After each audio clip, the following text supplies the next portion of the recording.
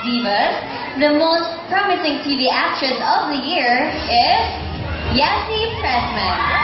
Presenting the trophy for the Guillermo Foundation is Berhel Moreno.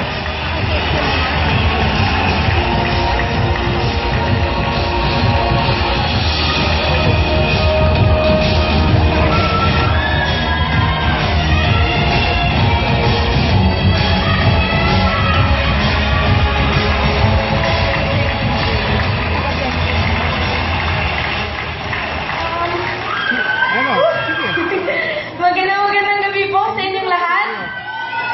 Kinakabahan po ako, wow.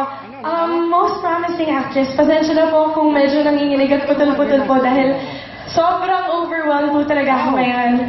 Maraming tao po akong gusto masalamatan at nakuha ko po ito dahil po napasama ako.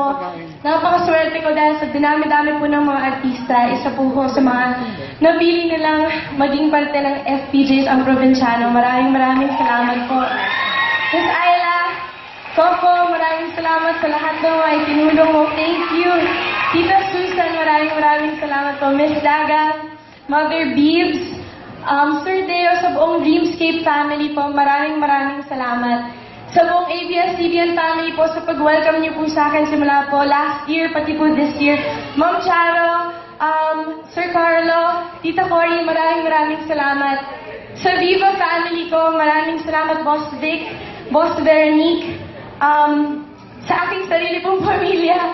To my dad, I love you so much. Thank you for being so proud of whatever I've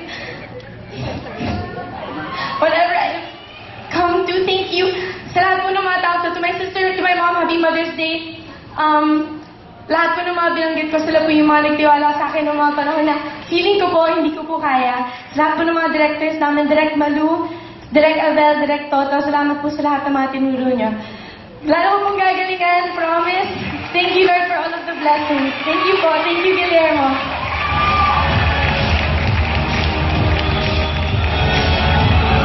Another young actor straight from the Bay